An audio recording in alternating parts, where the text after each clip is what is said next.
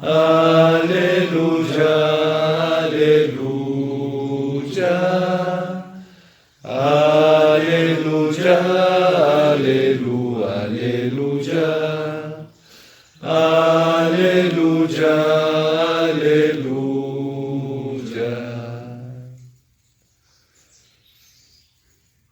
El Señor esté con ustedes. Y con tu espíritu. Lectura del Santo Evangelio según San Marcos. Gloria a ti, Señor.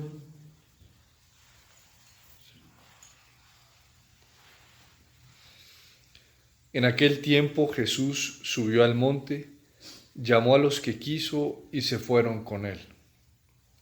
E instituyó 12 para que estuvieran con él y para enviarlos a predicar y que tuvieran autoridad para expulsar a los demonios. Simón, a quien puso el nombre de Pedro, Santiago el de Zebedeo y Juan el hermano de Santiago, a quienes puso el nombre de Boanerges, es decir, los hijos del trueno, Andrés, Felipe, Bartolomé, Mateo, Tomás, Santiago el de Alfeo, Tadeo, Simón el de Caná y Judas Iscariote el que lo entregó. Palabra del Señor. Gloria a ti, Señor Jesús.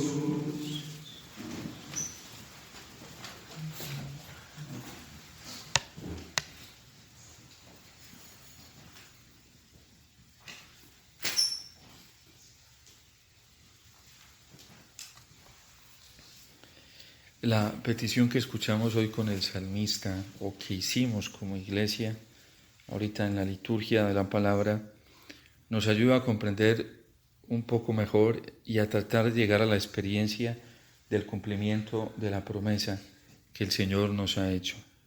Muéstranos, Señor, tu misericordia y danos tu salvación. Es la súplica de alguien que está necesitado de una misericordia muy alta, de una justicia muy grande, de una salvación mejor, que es la salvación que proviene del mismo Dios. El mismo autor de la carta a los Hebreos nos ha estado mostrando poco a poco la imperfección de las antiguas prescripciones de la misma ley. La ley no tenía la superioridad y la capacidad para dar la salvación que el hombre buscaba, que el hombre tanto necesitaba. El sacerdocio proveniente de la ley antigua tampoco tenía la capacidad, esa fuerza sobrenatural de expiar los pecados, y al presentar una ofrenda, un sacerdocio instituido por la ley no tenía la capacidad de satisfacer el corazón del mismo Dios, hasta el punto que con los profetas y sobre todo con Isaías, el Señor muestra su insatisfacción por los ayunos, por las ofrendas, por las limosnas, por los sacrificios que hace el pueblo, y dice que los aborrece y no los quiere ver más ante Él. ¿Por qué? Porque todo era imperfecto, y la imperfección se manifestaba precisamente en una cosa. Se manifestaba en que el pueblo cada vez estaba más sumido en el pecado, el pueblo era cada vez más infiel, y Dios renovaba una y otra vez la alianza y se comprometía con el pueblo a darles todo lo que ellos necesitaban para caminar fielmente ante Él, pero el pueblo terminaba desobedeciendo los mandatos y las prescripciones del Señor. Incluso la misma monarquía, que había sido una institución muy grande y tuvo su época de oro con el rey David, una época brillante de exaltación, también quedó desacreditada por la infidelidad de David, y eso que era un rey según el corazón del Señor. Dos fueron sus pecados más graves que lastimaron el corazón de Dios. Y era que Dios tenía la esperanza en David. Dios no había determinado a David para el pecado, lo había determinado y lo había capacitado, si podemos decir, o más que determinar, lo había predestinado y capacitado para ser un rey fiel, le dio todas las gracias. Pero un día David se descuidó y se dejó llenar de soberbia. Aunque la tenía, le dio riendas sueltas a la soberbia y a la vanidad. De hecho, el pecado de impureza de David comienza por un pecado de soberbia, como siempre comienzan todos los pecados graves en la persona humana. La lujuria a David se lo arrastra y le puede, porque ya antes le ha podido la soberbia. ¿Y cuándo se llena de soberbia? Cuando cree que las conquistas, que las hazañas, que todas las grandes victorias y todo lo que es el pueblo, e incluso él es el mismo, es por obra y gracia suya y no de Dios.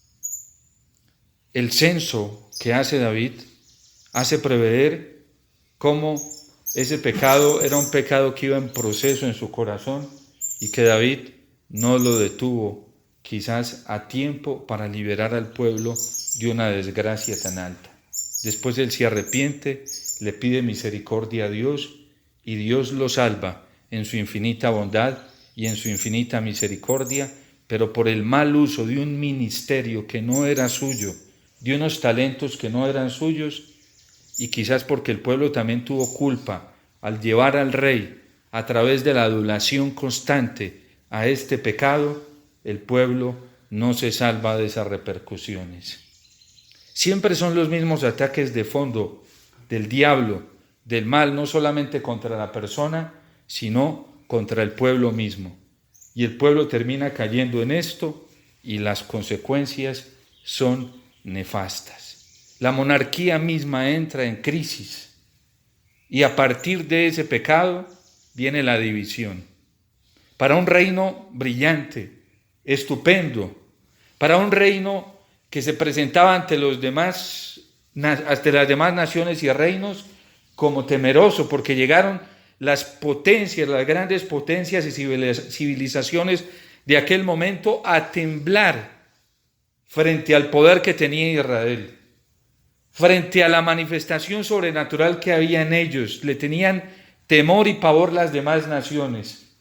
Pero ¿dónde constaba la grandeza de ese pueblo? En la humildad. Cuando Dios era el protagonista, cuando Dios era el único importante, cuando toda la exaltación rondaba en torno a Dios y cuando todo el mundo vivía en función de exaltar el nombre de Dios y no exaltar el nombre humano. Solo allí el pueblo crecía y se mostraba grande. Pero cuando los hombres se comenzaron a buscarse a sí mismos y a exaltarse a sí mismos con unas gracias y unos dones que no provenían de ellos mismos, entonces comenzó la decadencia de la monarquía y la monarquía comienza a ceder. Empieza dividiéndose el reino con Salomón y después de Salomón a dividirse hasta que la monarquía procedente del pueblo judío, una monarquía dinástica, pierde su rumbo. En tiempo de Jesús, la monarquía ya no era de la sucesión de David, sino que venía de otro lado. ¿Por qué? Por la infidelidad del pueblo. Y por eso este sumo sacerdote que nos ha dado, en el sacerdocio de Cristo, están todas las instituciones que habían fracasado en el Antiguo Testamento. La monarquía, el profetismo también fracasó. Y todas las instituciones o dones que Dios había dado al pueblo habían fracasado en la persona humana, no en Dios, porque Dios siempre había sido fiel, pero en la respuesta humana habían fracasado todas. Y por eso la carta a los Hebreos ha venido diciéndonos cómo Dios, al ver esos fracasos humanos, hace una cosa extraordinaria que había prometido ya con el profeta Jeremías. Ya no tendrán que ser instruidos por otros. Yo mismo pondré mis leyes en su mente. ¿Por qué? Porque los profesores y maestros de leyes tenían pervertido el corazón. Y ya lo que enseñaban no solamente lo enseñaban en nombre de Dios, pero invertían en la interpretación, la orientación de la ley, ya no para alabanza de Dios, sino para beneficio de los hombres. Y Dios, cansado de eso, dice: yo mismo pondré mis leyes en su mente y yo las escribiré en sus corazones, para que no tengan que depender de los medios, no tengan que hacerse dependientes de los instrumentos. Y si hay instrumentos, sean para que los dirijan a mí, pero no para otra cosa. Es la gran crisis que está viviendo hoy la iglesia. ¿Por qué? Porque Dios a la iglesia la ha enriquecido con una cantidad de dones sobrenaturales, de maravillas extraordinarias, entre ellas el don del sacerdocio. Pero ¿para qué ha servido el sacerdocio? Cuando Dios tuvo como objetivo darnos este don tan precioso para la salvación del hombre, para la salvación humana y la salvación de la misma iglesia y santificarla constantemente, muchos han aprovechado el don del sacerdocio, teniendo en primer lugar una visión equivocada del mismo. Primero, como si el sacerdocio fuera un derecho. El sacerdocio no es un derecho, ni siquiera la iglesia lo abroga o lo ve como un derecho para ella. El sacerdocio es un don del corazón de Cristo, un don del corazón del Señor.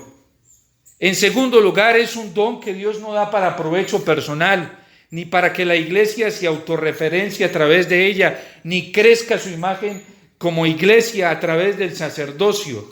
No, el sacerdocio tiene un fin y es la santificación del pueblo. Por eso claramente nos lo dice el Evangelio de San Marcos hoy: llamó a los que quiso, a los que él quiso, porque el don del ministerio no es un derecho personal, no es un derecho de un grupo, no es un derecho de unas personas, no es un derecho de la iglesia. Dios llama a los que quiere, porque así lo tiene predestinado. Llamó a los que quiso con un fin, para que estuvieran con él y luego para enviarlos a predicar. Dios no le ha dado el sacerdocio o el ministerio del sacerdocio a la iglesia para que ella se abrogue a sí misma, se enriquezca a sí misma, para que se haga famosa a sí misma. No, para enviarla, para enviarlos a predicar, para enviarlos a ser portadores y a transmitir una verdad que no es propia, sino que es del mismo Dios. El ministerio del sacerdocio que se lo dio el Señor a sus apóstoles y en el nivel más alto que fue el episcopado, se los dio para que ellos fueran instrumentos de una gracia superior a la cual tienen que ser obedientes. Y hoy lastimosamente está haciendo todas estas gracias con las que Dios ha enriquecido a la iglesia, no están siendo bien utilizadas en muchos sectores de la iglesia. Primero, porque por falta de claridad en la evangelización y en la catequesis y en el acceso al corazón del mismo Cristo en su palabra, no estamos sabiendo concebir este don tan precioso del ministerio en la iglesia. ¿Por qué? Por muchos factores. Porque nos falta interés por el Señor, porque nos falta en primer lugar buscarlo de corazón. Cuando uno no busca al Señor de corazón y no lo busca como fin, sino que lo utiliza como medio, también pervierte su búsqueda y su misma oración queda afectada y torcida. Por eso nosotros al Señor tenemos que buscarlo como fin, lo necesitamos como fin. Sin Él no podemos vivir.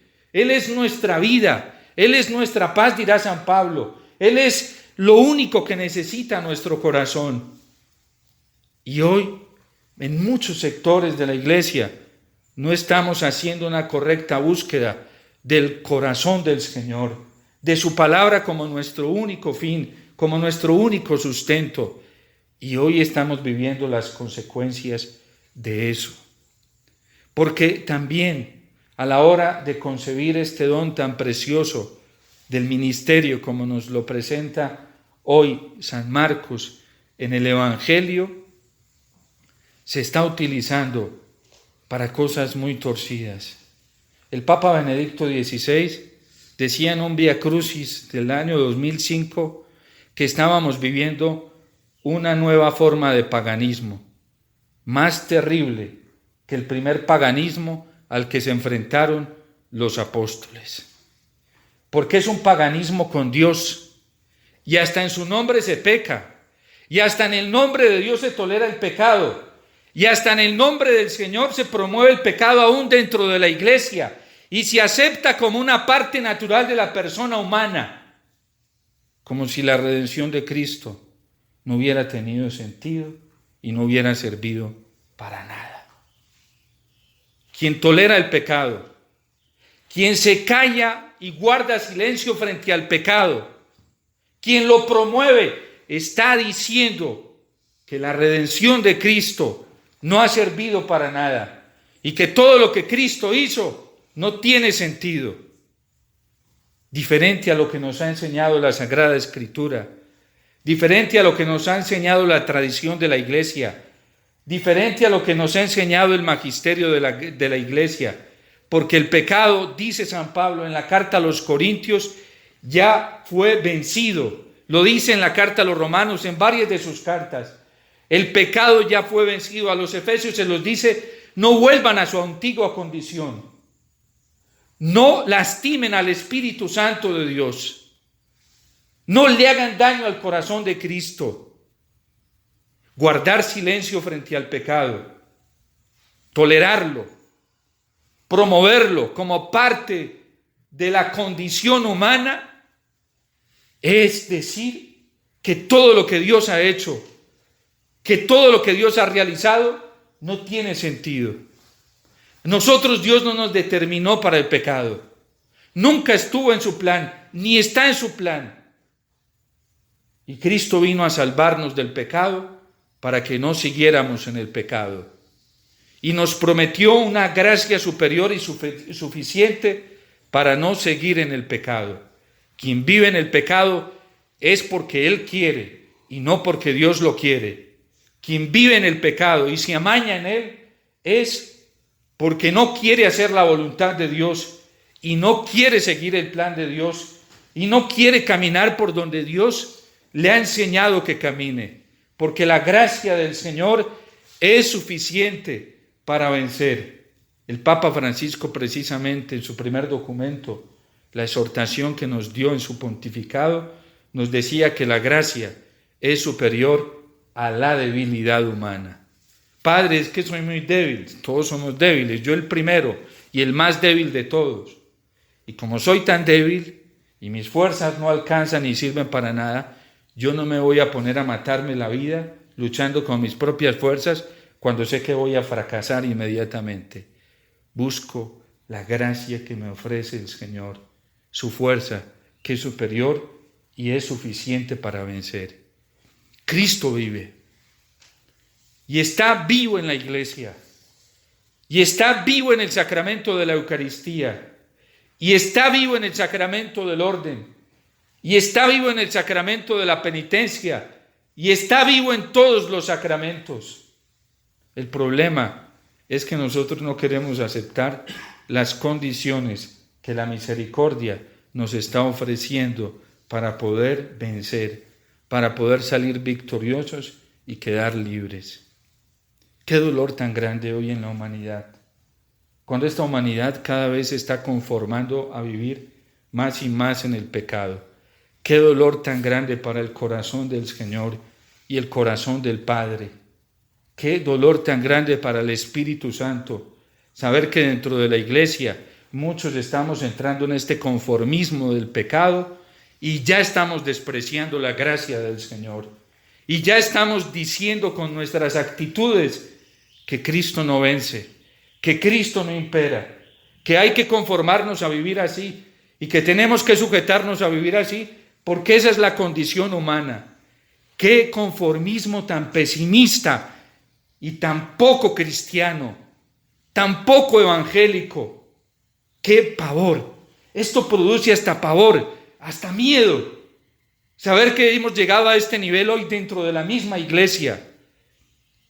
Yo por eso le pido al Señor todos los días que me dé la gracia de oponerme interiormente a esto y de creer firmemente que en Él está toda la gracia para vencer, que mis fuerzas no sirven, ni las fuerzas del mundo tampoco sirven, ni las fuerzas humanas tampoco sirven para combatir el pecado, pero que su fuerza es suficiente, su gracia es suficiente, como lo está cantando hoy el salmista, y por eso le clama al Señor que venga a salvarnos. Ven a salvarnos, Señor. Pero creemos de verdad que en una sola Eucaristía, en una solita, está la gracia y la fuerza suficiente para vencer. Creemos que cada invocación del nombre de Jesús, cuando lo invocamos con sincero corazón, está toda la fuerza suficiente para vencer. ¿A qué se ha reducido la vida cristiana hoy dentro de la iglesia? A la traición, a la deslealtad, a la desconfianza.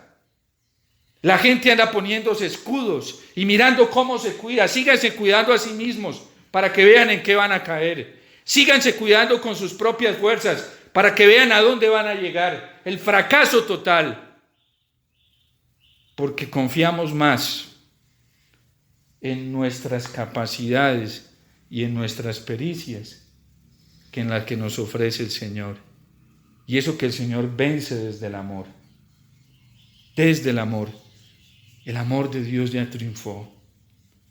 Y quiere triunfar en todo el que crea en este amor. La gracia del Señor es suficiente. Nos lo recordaba el Papa Benedicto XVI. Qué bellas y profundas palabras. Un hombre que nunca se quiso conformar y se resistió a ese conformismo y por eso terminó desplazado aún dentro de la iglesia.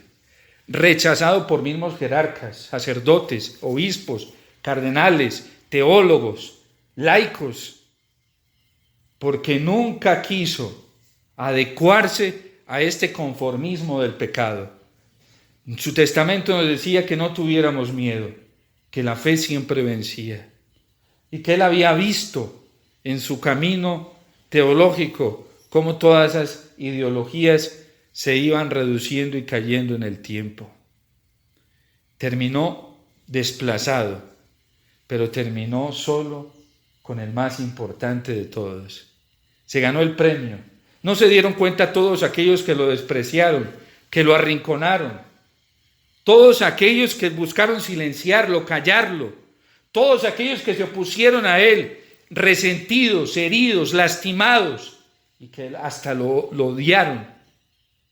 No saben el bien tan grande que le hicieron. Menos mal, él no terminó dependiendo de los hombres, sino dependiendo del Señor. Solo del Señor. Que nuestra vida lo muestre. Y eso se muestra con la vida y en el tiempo como lo hizo él. Hasta el final, fiel, claro, franco, sencillo, humilde. Y fue humilde porque no guardó silencio frente al pecado.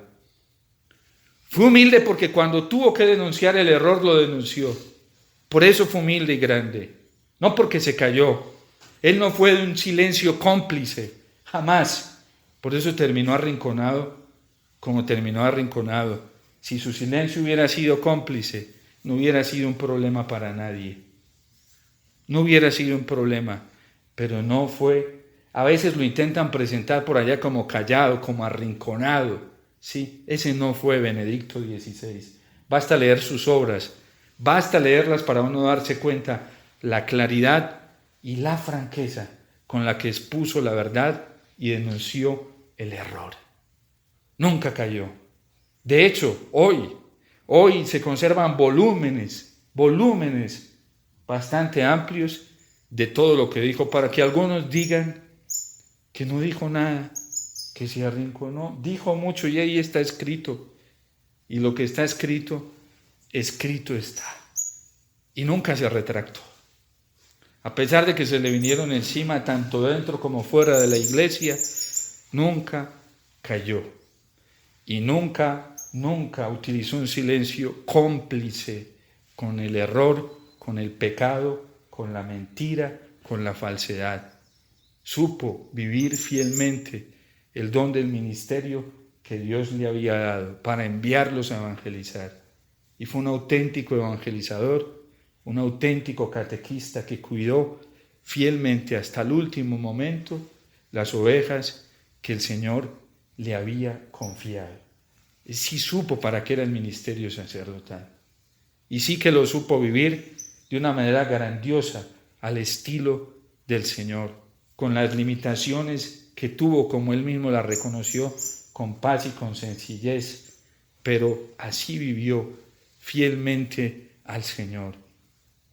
Que el Señor nos dé la gracia de invocarlo a Él, de buscarlo a Él, de tener nuestro corazón dependiente solamente de Él, que nuestra esperanza solamente esté centrada en el Señor y sobre todo en el gran regalo de la Eucaristía, y que esto se nos note con la vida y en el tiempo, porque solo allí se distinguirán y conocerán los verdaderos discípulos del Señor, para que no nos dejemos llevar por impresiones inmediatas ni murmullos inmediatos, solamente de la presencia del Señor, del Espíritu del Señor, del amor de Dios, que es el único que restablece el mundo, que es el único capaz de restablecer a la Iglesia. Que nuestra ilusión, nuestro sueño, nuestro anhelo sea verdaderamente el Señor, y que eso se nos note con la misma vida. Dios te salve María, llena eres de gracia, el Señor es contigo, bendita tú eres entre todas las mujeres, y bendito es el fruto de tu vientre, Jesús. Santa María,